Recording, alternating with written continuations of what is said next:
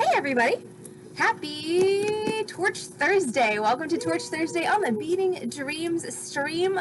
So good to see you all out there. I hope everyone had a fantastic Thursday. We are having a great Thursday here at Beating Dreams. We just got a visit from one of our Beating Dreams emeritus employees who went off to college and got all grown up and everything and came back to see us, which is awesome. So she's fantastic.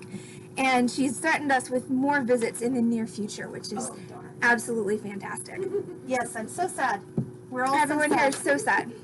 My face might fall off because I'm sadding so much with my mouth. Also, I swear to God, this does go in the middle of my neck, just apparently not tonight. So, it's Torch Thursday. What are we doing today? We are doing this. This is our one-word ring. This is actually a project that I have done a couple of times for like my own shows and exhibits and things, and I actually have an order for one. I have specific requested by a client, and so I figured the best way to actually get around to making it was to make it into a stream tutorial. So that's what we're doing tonight. So let's talk tools and supplies for this evening's tutorial. We are going to need sheet metal. I'm using some 24 gauge sterling silver sheet for this. You could use brass bonds or copper sheet as well, just remember. Hey, Fire Drake girl, welcome to the stream. Hi, Amy Annabee. I see you. Sorry, clicking, yay. Oh, I'm sneezy today, so I feel like there's a sneeze coming on, so please excuse if I start sneezing on stream, which is about to happen. Oh, thank you. Wow. Okay. So anyway, you could use brass bonds or copper as well as sterling for this project. Just don't forget, if you use brass or bronze, you do have to do that intermediary step of super pickle, which we haven't talked about super pickle in a while, and we're not going to talk about super pickle much tonight, but I will put a tutorial on in the next few weeks that deals with super pickle, just so we can kind of revisit that concept. But for tonight, I'm using 24 gauge sterling silver sheet, and then I'm using 14 gauge sterling silver round wire. You don't have to use round wire. You could use half round, you could use rectangular wire, whatever you like to make ring bands out of is going to work great for this. I just like the look of the 14 gauge round in this project, but there's no earthly reason that you can't use another type of wire. And then we are going to need 2 different densities of solder. So I've got easy and extra easy on my supply list. I'm actually using medium and easy because that was what was in my little box, but you just need 2 different densities of solder so that you don't accidentally remove the first side of your ring while you're doing the second side of your ring. As far as tools go, it is, of course, Torch Thursday. That means that we are going to start with the fact that you need a torch. My favorite blazer, butane torch, is going to work great for this. You are going to need flux. You're going to need pickle in a pickle pot, which I have off camera. We'll explain what that is and what it does when it's time. Same with the flux, so you guys probably, most of you probably already know, but I will explain it anyway for the people in the back. You're going to need letter stamps. You're going to need a bench block, which is just a flat steel block that you're going to stamp on, and you're going to need a hammer. You're going to need a file, ring mandrel, a mallet, rawhide, nylon, something that you can pound with that's not going to add texture to your metal or destroy the words that you have written. You're going to need some sandpaper and some fine steel wool just for fixing your edges, making sure that they don't lacerate you when you go to wear your ring. You're also going to need metal shears, which I did already get out, and probably your pliers, of course, and a wire cutter. Probably also 7 or 8 other things that I have forgotten, so I will, as usual, let you guys know what I have forgotten when I remember that I have forgotten it. And one thing that I have forgotten is I need to consult this. So the first thing I'm going to do is figure out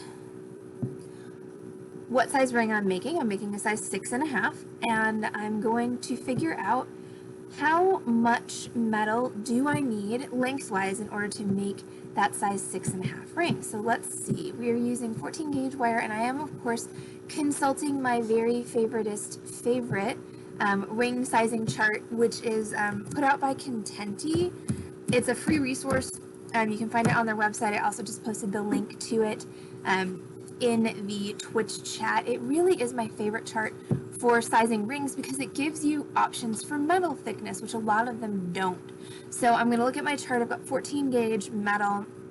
I'm doing a size 6.5 ring. So if I read across there, all right, 57.8 millimeters. That is the length of metal that I need in order to create my ring. So I'm going to, oh hey, it's already written down from the other day when I made a size 6.5 ring. Okay, so what I'm going to do is I'm going to stamp my word, then I'm going to measure it, and then I'm going to do the rest of my length in my wire. So I'm going to start with my 24 gauge sheet, and I find the easiest way to do this is to actually stamp the word first and then cut it out of the metal, rather than trying to cut out a tiny little piece of metal and then magically stamp your word on it and have it not look completely wackadoo. That is not something that I am good at. Well, I'm good at making things look completely wackadoo, but not the opposite. So the word, and the other thing about stamping it first and then cutting it out is you don't need to worry about centering it. So I can actually just stamp the word start to finish, as opposed to doing the, find the middle and go backwards and forwards, things that we have done in stamping classes in the past. So the word that I am stamping this evening is darn. So I'm going to find, this is also a really good way to use up little bits and scraps of your metal. Like, I kind of feel like this spot on my metal here isn't going to be super useful for much, so I think I'm going to put my word there. So just a quick review of Fire. Awesome, Fire.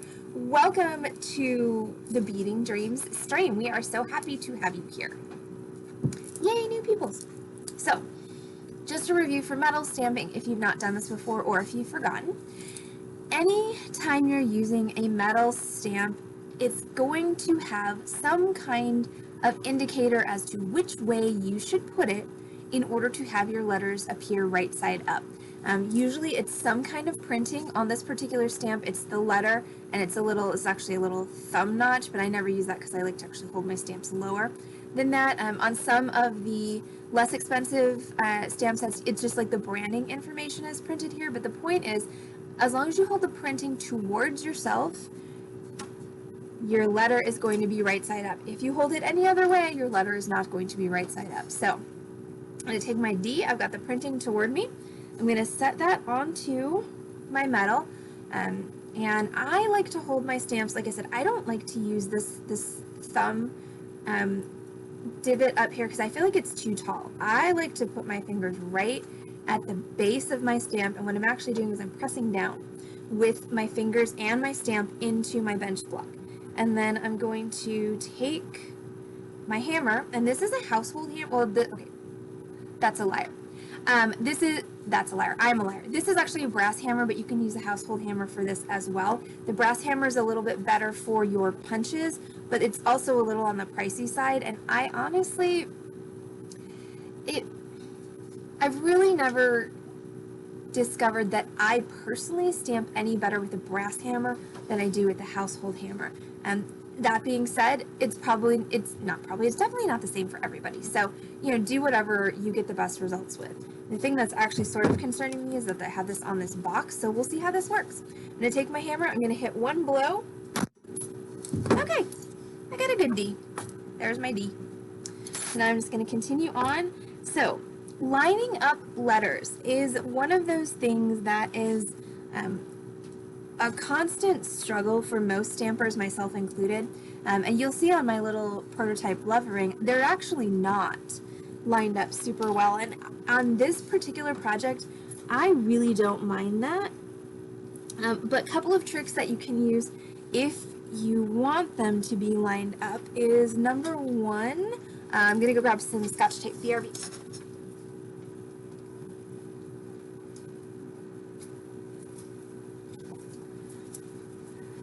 So one of my faves for lining up letters, and it also is twofold because it helps hold your metal down as well, it's taking a piece of Scotch tape and making essentially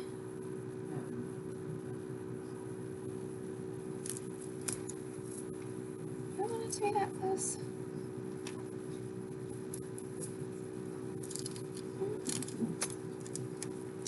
I actually stamped that D a little lower than I should have, but that's okay. Okay, so using Scotch tape to make essentially, you know, kind of a bottom line, and then what you can do is you can take your stamp, remember, printed side towards you, and just kind of drag it down your metal until you feel it catch on the tape. And then just rock it back, make sure it's level, hold it at the bottom, hit it. So that's my DA. And give me an R.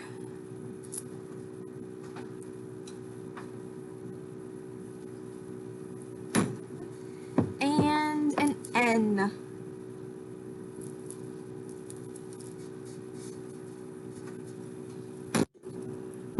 Okay, and there we go. That's my word of the night. Darn. It's a good word of the night, I think. And then I'm gonna go ahead and just undo my tape, and then I can cut this out using my metal shears. One of the reasons that I like using 24 gauge metal for projects like this is it cuts really, really easily with metal shears. You don't have to bust out a saw. So I'm gonna go ahead and just trim that off. So I'm trying to just cut my little darn out.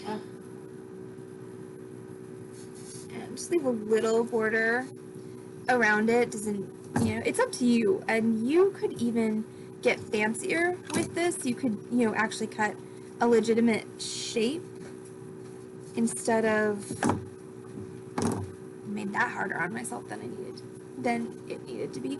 But you could actually cut a legitimate shape instead of just, kind of a free form that I'm doing. Okay, wow, my brain is really having trouble with this tonight. There we go. See, it really was not that hard. It was not necessary to completely freak out, brain, about cutting that. Okay, yay. All right, so now I have cut my little darn out of my silver. And now I want to do a little bit of shaping on it, and this is where my file is going to come in handy. And I just want to knock off my corners because I don't want this to, hurt me or whomever happens to be wearing it. So I'm just going to take my flat file. Your jeweler's files bite on the push only, so I'm just going to take that and I'm just going to push it and round out that corner and then bring it back and then push it again until my corner is whatever shape I want. Now you'll notice there's some random Sharpie and things on my metal. Don't worry about that. Once we start soldering it, it's all going to burn off. And then we're going to pickle and then we're going to repolish it. So don't worry about any schmutz that's on your metal. I promise it won't stay there.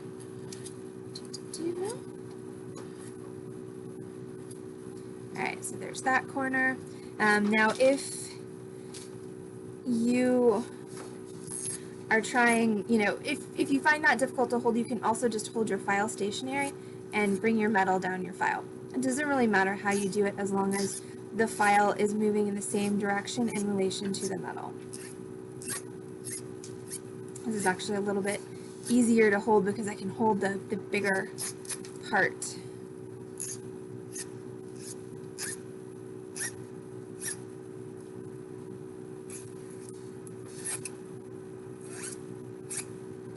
Alright, there we go.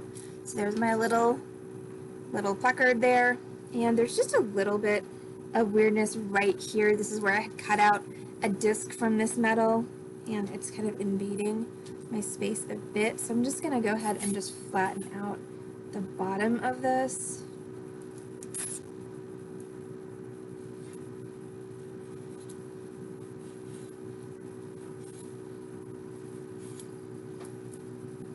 There. Okay, So that's my little darn there. And then I'm gonna go ahead and just smooth out the edges, and I'm gonna do that with some 320 grit sandpaper because they are just a little bit sharp from my metal shears. So 320 grit sandpaper, and then if they still need a little more smoothing after that, I will bust out my fine steel wool. So the fine steel wool, the 320 grit sandpaper, the flat files. Hey, Toasted Sock, welcome back.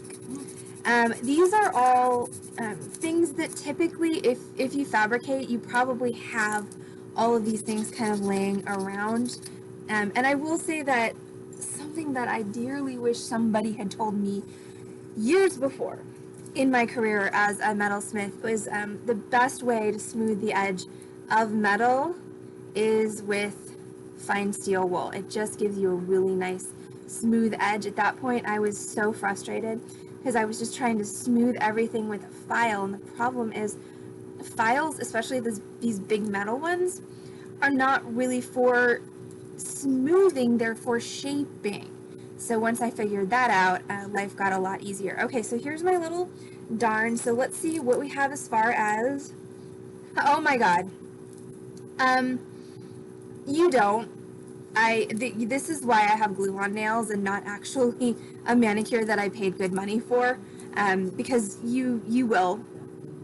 There was a Toasted Sock asked, how do you not file down your fingers with a file, and the answer is you will. You absolutely will.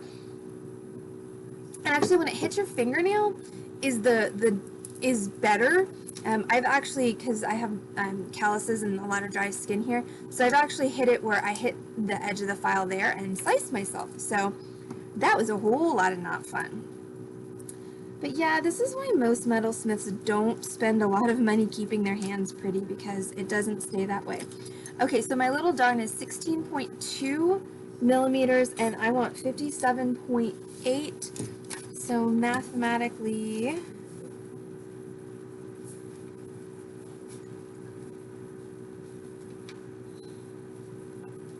41.6. Really, computer? My computer does that. So 41.6 millimeters is what I need to cut my wire. So just for everybody who just got here or missed my explanation of that, so what I did is I referred to my Contenti ring sizing chart, the link, if you want the link in the Twitch chat, you can just type !chart. That'll give you the link to that. Told me that if I want to make a size 6.5 ring out of 14 gauge wire, I need 57.8 millimeters of metal in order to make that size circumference ring. So what I did was I made my little plaque, my little darn, and I measured it. Measures at 16.2 millimeters. So then subtract the one from the other, and you're going to wind up with the correct amount of metal to make the size that you want. So that's how I get to 41.6 millimeters, which is the length of metal that I need to cut. So I'm going to just go ahead and I'm going to flush cut the end of my 15 gauge wire, except for the fact that that is so not a flush cutter. Be right back.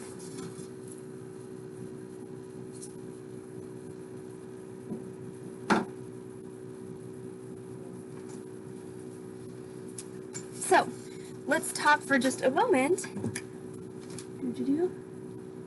Ooh, yay. Yeah, metalworking is way fun. Soldering is way fun.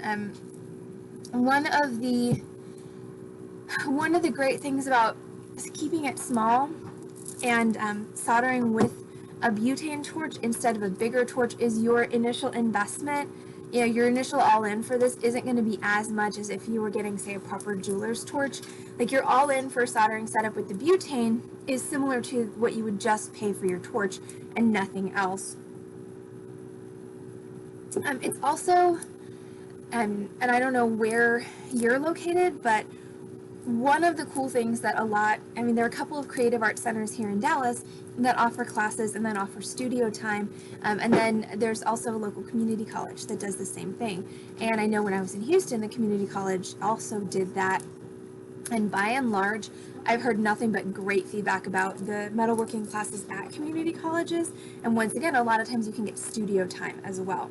So 41.6 millimeters is what I need. So we're going to go ahead and I'm going to start by flush cutting the end of my wire. So that means I'm going to take an actual flush cutter, meaning a cutter that cuts a flat edge, and I'm just going to snip the edge of my wire off so that it is flat. And I'm just going to measure out my 41.6 millimeters. And of course with the, it's like, am I going to be able to get it to 41.6? Probably not. I'm going to have to, you know. All right, 41.44 is what I've got. We're going to do that. And then I want to make sure to flush cut the other end.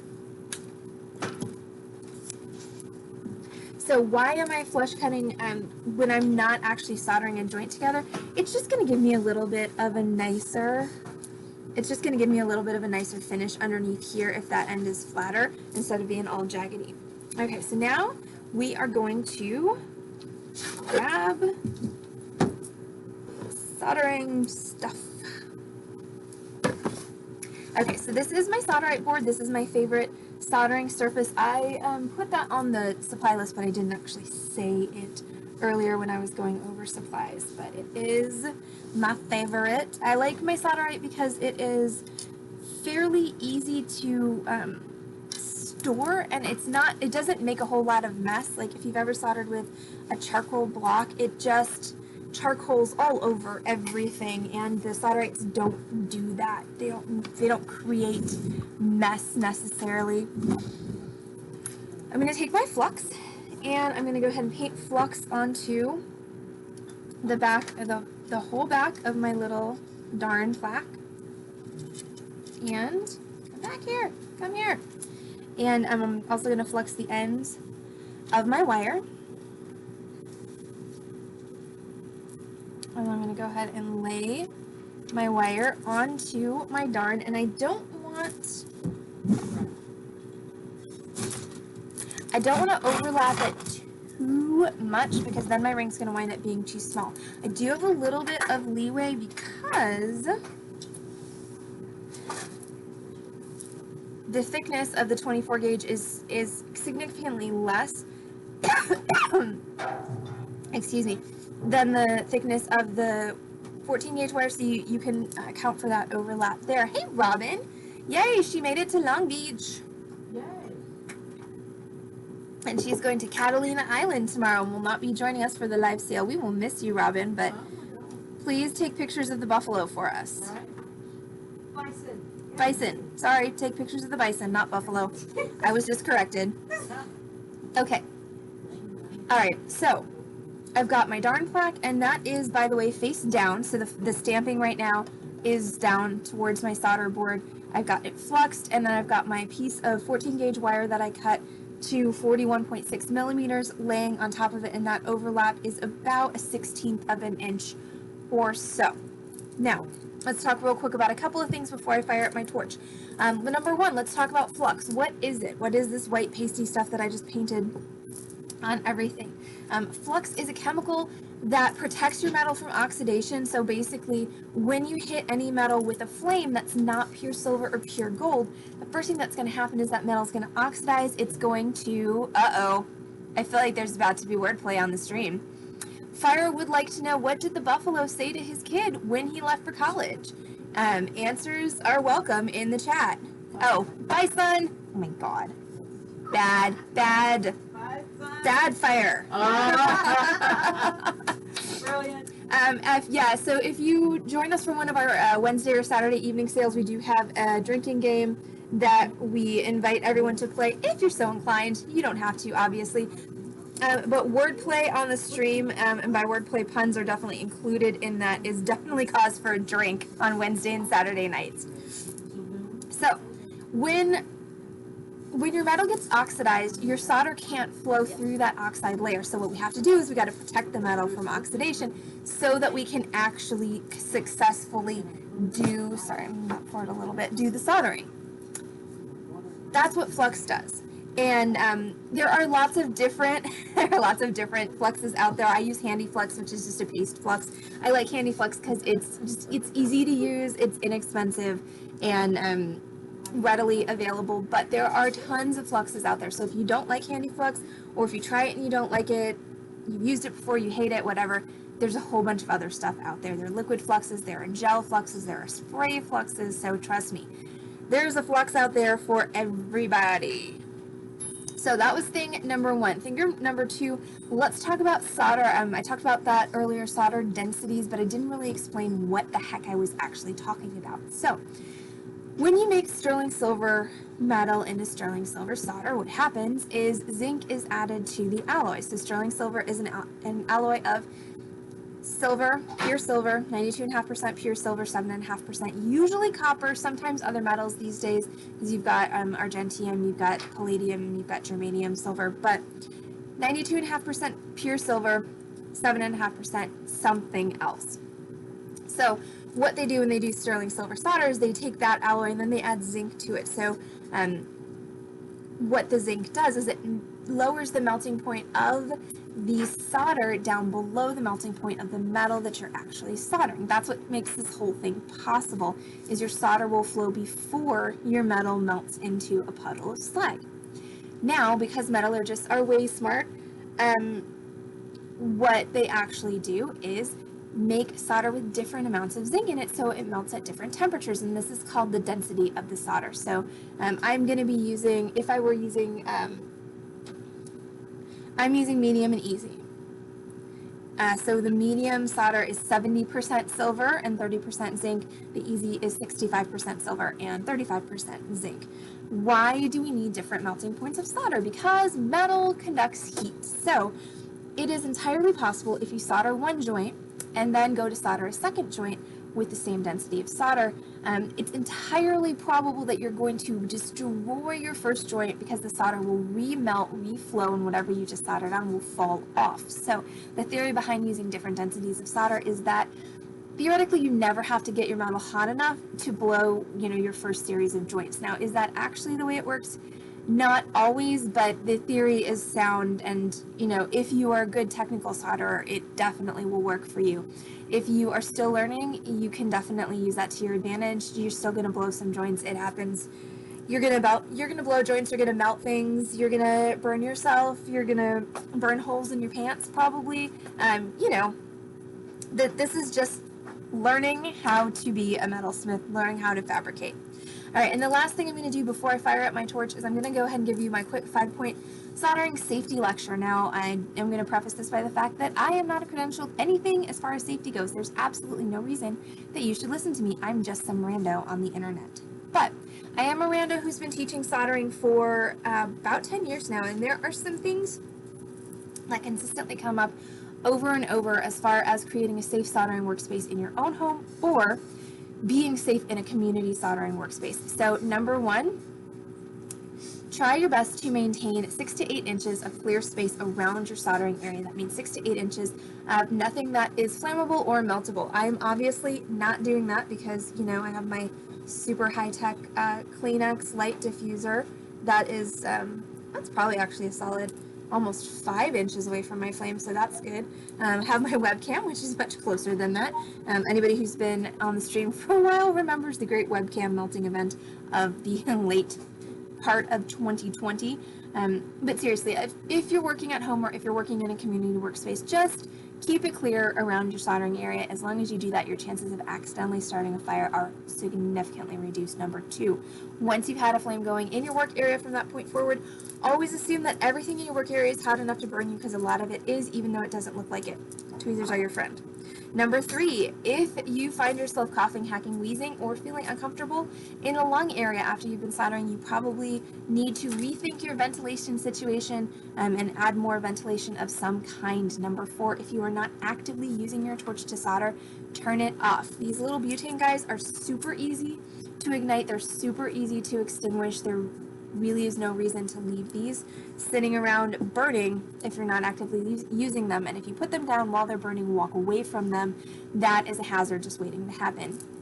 Number five, if wherever you're soldering, you need to know where the fire extinguisher is, and if you're in your own home workspace, you really should have a fire extinguisher in your workspace that's dedicated to your workspace that you keep within arm's reach.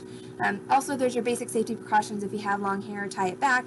If you have, sandals on, you should be wearing closed-toe shoes when you're soldering so you don't drop hot metal in your feet. And those are usually, anytime you're in a community workspace, those are usually going to be clearly posted or clearly stated. So of course, if you're in a community workspace, follow all the rules. They're there for your safety. They're not trying to harsh on your mellow, I promise. They're trying to keep people from lighting their heads on fire. So that's your 5-point soldering safety lecture. Now let's go ahead and let's solder some stuff. So I'm going to grab my medium solder. Good work aprons for soldering. The leather ones are best. Leather ones are the most resistant to burning. Yes, and Asa makes a good point. If you're decorating, make sure your project is cooled before you try it on. That actually goes for all projects. Make sure that they're not hot when you try and put them on you. But yeah, as far as good work aprons, leather ones are the best. Leather ones are the most resistant to getting holes burned in them. If leather's not your thing, heavy canvas is also good. You want something in a work apron that's natural so that it's not going to melt and stick to you if you happen to drop something hot on it. All right, so I'm going to go ahead and if you're thinking of soldering in the nude, I don't want to know about it. Just saying. I'm going to take my medium solder and I'm going to cut a wee tiny piece. I'm cutting like a 1/16 of an inch of solder. It is astonishing, consistently astonishing to me still how little solder it takes to close a joint. So I'm going to take that piece of solder and I'm going to position it so that it's touching. There. So it's touching my 14 gauge wire and my little darn piece. And then I'm going to light my flame. I'm going to go ahead and heat this whole thing. The reason I got to heat the whole thing is, once again, metal conducts heat, all right? Anything that you're not actively heating is acting as what's called a heat sink, meaning that it is pulling heat away from where you need to solder. Now, this is something that happens pretty often. My flux boiled and just kicked my solder off. So I'm just going to replace my solder on there with my tweezers. Ouch! Fire, yeah. Fire Drake Girl says, as someone who's had hot fabric melt on her, be very careful. Yes. Not a situation that anybody wants to be in. Finally. Okie dokie. Let's try that again, shall we? Anyway, so yeah, anything that's not actively being heated is acting as a heat sink. It's pulling heat away from where you need it to be. So one of the other reasons I love the Handy Flux is it has built-in temperature indicators. So when my flux all turns clear, you saw it kind of turn white and then turns clear. Now I know that my metals reach the temperature where solder can flow. Solder flows towards heat, so I want to just put my heat over here, and I want to pull, hopefully, that solder. There we go. Okay, so what happened there was, just because of the size of my flame in relation to the size of my wire is, so my solder was here. I put my flame here to try and pull my solder underneath into the other side. The problem is the flame was big enough that it was actually heating the top of this metal. So the solder flowed up the top of the metal. So what I did is I moved my torch down, pointed it at my little darn plate, and that encouraged my solder to come down and join the wire to the plate. So now I'm going to need to touch this, which means I need it to cool. So what I did is I took it and I put it actually on my bench block. The bench block is a really great way to speed cool things, especially if you're like me and always forget to have quench water nearby. If you are smart enough to have a little cup of water near your workstation, you will not be able to drink this water after you quench metal in it, just so that we're clear. You can take that metal straight off of your soldering board and just dunk it in that water, and it will quick cool it to the point where as soon as it touches the water, you can touch it with your bare hands. But I never ever remember to bring quench water out to my soldering station, so the bench block works really well for me. Okay, so now I have a little sign. I could give this, to somebody and they could go, and by somebody I mean, like a fairy or a tiny little, cartoon insect, and they could go parading around with a little sign that says darn. But of course we're making a ring, not a little sign for an imaginary creature. So what I'm going to do is I'm going to take this piece of wire and I'm just going to bend it round using my fingers and my pliers. And what needs to happen here is this piece here, this side of it needs to contact this end of my little plate. So I'm going to wind up with a pretty funky shape, and that's okay. So what I'm actually doing is I'm going to bend that a little bit so that when I bring it around, like so, I can get that contact that I need, because those of you who are familiar with the Beading Dream Stream know solder will not flow across a gap, okay? If you want to solder these two pieces together, they have to be touching, not just sort of, but like really, really actually touching. So the best way to do that, so after I've got this bent around, I'm going to just take this, bring it to the side a bit, and bring it beyond, and then let it snap back up, and that should ideally give me, there we go, contact. Now we're going to solder that. If I need to, I can put this in a third hand, but I think it's going to stand up on its own, which is nice. This has flux on it, but I'm just going to reflux it. And now I'm going to step down to my easy solder. Okay, that's because I don't want this right here to fall off. Small piece of easy solder, same size, 1/16 of an inch. Just drop that on there. Light the torch, and here we go. Again, heat the whole thing, but try not to concentrate too much heat on this joint here that you just did, because once again, we don't want to blow that one. And by blow, that's just my parlance for reflow the solder and the joint comes apart. Okay, so flux turn clear, concentrate our heat on the joint, and there we go. Wham bam, everything soldered together. Put that on my bench block to cool. Bye, Jane. See you soon. Okay, now once that's cool, obviously we need to take this and make it into an actual ring-shaped ring instead of this weird misshapen, I don't even think that shape has a name, thing that I have made. This is I'm not going to call it a well-kept secret of soldering, but it's something that's not necessarily intuitive, which is that it's way easier to shape a closed form than an open form. So when you're making anything, rings or bezels, bracelets, it's always easier to shape them after you've soldered them closed than to try and shape them before you've soldered them closed. And it's one of those things that's not necessarily obvious, but it is true.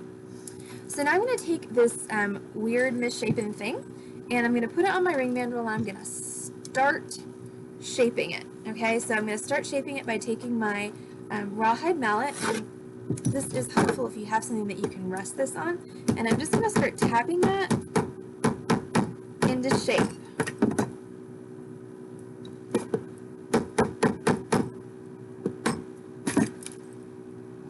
Apparently I'm also going to smack my camera, because that's what you do.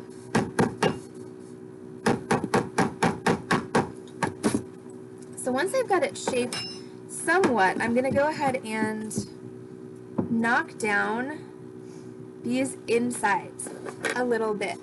So I'm going to find a smaller file than this big one, and I'm just going to go on the inside of my ring, and what I want to do is I want to file down this part here so that it's not so sharp against the finger. So you can kind of see how it bumps out there. And so I'm going to rest this on this box so that I can do this more easily. And I'm just going to take my file and file down. And this just makes a nicer transition onto the back of your ring. And again, it makes it nicer to wear as well.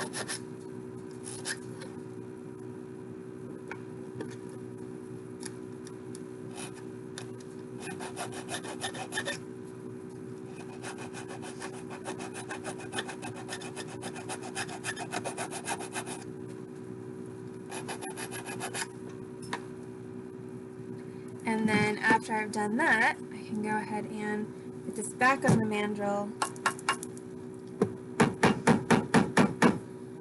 Carve it out a little bit more.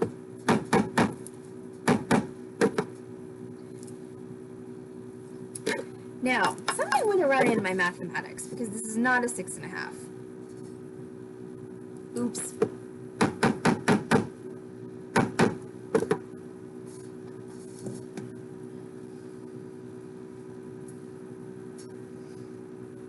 Don't quite know what,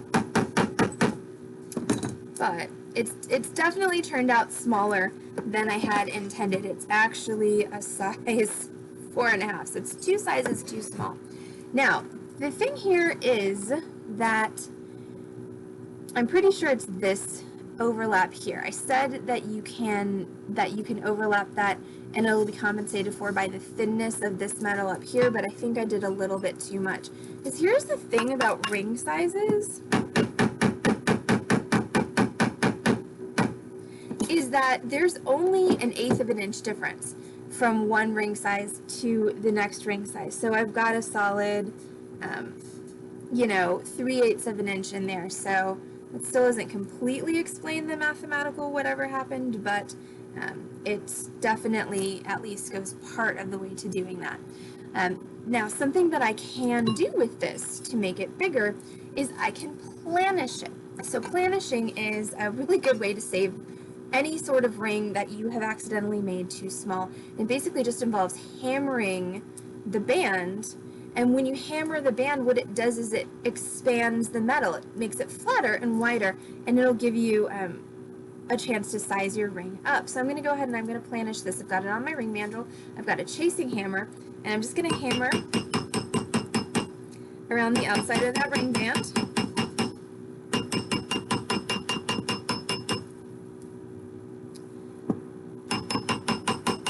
Now, of course, this is going to add texture to my ring that you may or may not want to be there, so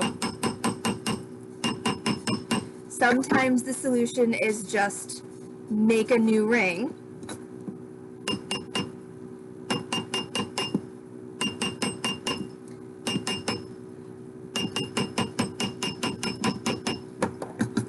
But once again, if it's something that you can't, hey, thanks, BD 1980. Sometimes, ouch, don't do that. That was not smart. I put my hand down and whacked it with my ring mandrel. Sometimes you can't redo it. Sometimes you got to figure out how to salvage it because you don't have more materials or you don't have time. Like there are a myriad of reasons why you would have a ring that you oopsed on and not be able to just start from scratch and remake it. So it's good to know how to fix mistakes like that. So this is as shaped as it's gonna get. It's planished. I did manage to up it a full size. So it went from a 4.5 to a 5.5, and I could keep planishing it. I do have plenty of width on that band, and that's another reason that your 14 gauge wire is nice, because it gives you some leeway to do planishing if you need to. It's loud, sorry y'all.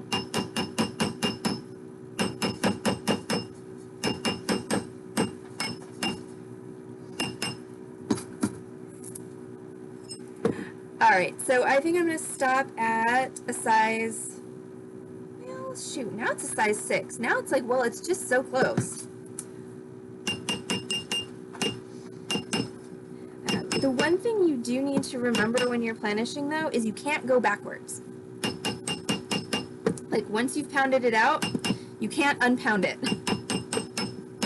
That's true about many things. It is true about many things. Heather's not wrong.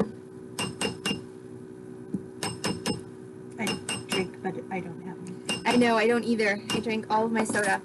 Okay, so I made it. It's a 6.5. Ta-da! So, I'm going to have to check in with my client and see how she feels about this hammered band. She may or may not like it. And if she doesn't like it, then I'll make her a new one. This is not one of those instances where I'm incapable of making another one of these, which is nice. But that is a solid 6.5. So it's all shaped, it's all planished. Now it's going to go into the pickle. So let's talk for a minute while it's pickling about what pickle is and what it does. Pickle is a weak acid solution, and what it does is it cleans all the crud off of your metal so you can polish it and make it pretty. Because you may have noticed when that ring was in my hand, it is not very pretty. At the moment, it is all black and gnarly and gross, and nobody wants that. So Pickle's going to clean all of that off, and then I will be able to buff it with my steel wool to get a nice shine on it. Now, typically, rather than buffing with steel wool, what I would do is I would either put my piece in my tumbler, which is how I got this one to be nice and shiny, or I would buff that with my flex shaft and a felt buffing wheel. So either of those is also a valid alternative to your steel wool. So I'm going to let my ring sit in my pickle until it's clean. Clean means all of the black crud is gone from it. How long that takes depends on a couple of different things. It depends on how hot your pickle is, it depends on how fresh your pickle is, and it depends on how hot your item was when it went into the pickle. The hotter it is when it goes into the pickle, the faster your pickle is going to work. Now, I am going to just fess up right now that after I buff this with steel wool, I'm going to then put it in my tumbler to get nice and shiny, so I may not do as spectacular a job of buffing as I could. BD1980, how long do you leave your pickle in the container you have? So I have mine in a crock pot with a ceramic crock, and I will leave it in there until my pickle stops working. So as you use your pickle, it's going to start taking up copper ions, and it's going to start turning colors. It's going to start out clear, and then it's going to turn to green, and then eventually to blue. Once it gets blue, it stops working pretty much because it's saturated with all of the copper it's pulled off of your metal. So at that point, I'll neutralize it and pour it into a jug or another container. Once that's full, take it to your community's hazardous waste. But so I've left my pickle in my pickle pot. I think this batch has been in there for 2 or 3 months because I don't do that much soldering at this point because we're not doing soldering classes. You do want to make sure, of course, to I've got it on right now. It's on high, so it's warm. You want to make sure when you're done with your work session that you unplug your pickle pot. Yes. Because bad things happen when you don't, as we here at the Beating Dreams know. Or at least stinky things. Or at least stinky things. Yes, the bad thing that could have happened, which was, a fire, did not happen. But stinky things did happen. So yeah, so just unplug it, put your lid on, store it someplace where, kids and pets are not going to get to it. And then when it's time for you to work again, just plug it back in. Okay, so here's my ring. Ta-da. Darn. So now I'm going to buff it with my steel wool. So what the steel wool is going to do is it is going to give me a satiny finish on my silver. So the tumbler is just going to bring that up to my regular sterling silver shine. I love using tumblers to polish silver because it's zero effort. Well, to polish anything really, because it's zero effort. Can't put anything with stones in a tumbler because they don't react well to the solution, but in my tumbler I have stainless steel mixed shape shot. So basically think BBs, but in all different shapes. There are ones that are shaped like, little spears, and then there are ones that are shaped like ovals, and then there are some that are shaped like, weird geometric figures. And so all of those shapes, when they bash against your metal, will get into all the nooks and crannies and polish. So stainless steel shot, and I've got a I've got 2 tumblers actually, but I've got a vibratory that's about yay big. It's got about 3 pounds of shot in it, and then I've got a rotary that's about yay big that's also got 3 pounds of shot in it.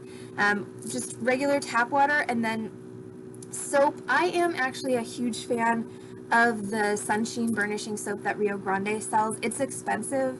And I know so many people say they just use Dawn in their tumbler, and it's got to be user error. It's got to be user error because there are a million metalsmiths out there who use stainless steel shot water and Dawn in their tumbler. I could never get it to work. I could never get it to turn out as nice as the Sunsheen. So I do pay the money for the Super Sunsheen liquid from Rio Grande, but there are a lot of people out there who get good results. And you don't really, I mean, once you get it all set up, it's pretty low maintenance. I'll drain it and wash it out, clean it whenever it gets so dirty that it stops polishing metal. So every couple, awesome. Thanks, BD1980. We're here on this channel every Wednesday, Thursday, Friday, Saturday at 6 p.m. and we do a torch class every Thursday. So yeah, once you get your tumbler set up, it's pretty low maintenance. Drain it, clean the shot when it gets dirty, refill it back up. If your shot gets really, really dirty, a good trick is to get some flat Diet Coke and put it in there and let it tumble for a little bit. It'll do a stellar job of cleaning your shot for you. So this is my ring. That's my little darn ring. The last thing I'm going to do is I'm going to put a little bit of color into the darn, and I don't seem to have a black Sharpie, so Heather has a black Sharpie. Awesome.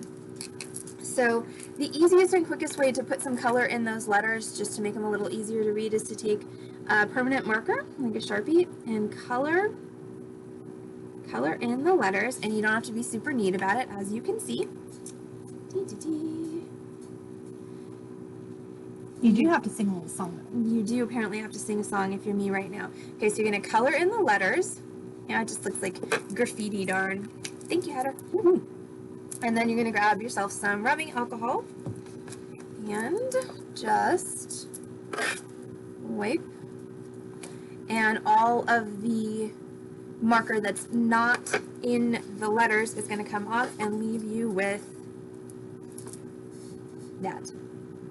So that's our Torch Thursday project. Thank y'all so much for hanging out on the Beating Dreams stream this Torch Thursday evening. For anybody out there who's new, first of all, welcome. We're so happy to have you here. I'm Allison from Beating Dreams in Dallas, Texas. The voice from behind my computer is Heather. She is the manager of Beating Dreams in Dallas, Texas. And we are here on this channel, twitch.tv/beatingdream, 5 times a week with complimentary tutorials. We are here Wednesday through Saturday at 6 p.m. Central Time, plus Thursdays at noon. We also do live merchandise sales every Wednesday and every Saturday at 7:30 p.m. And if you're local in Dallas, we do have actual physical premises on Lover's Lane, and you can come see us.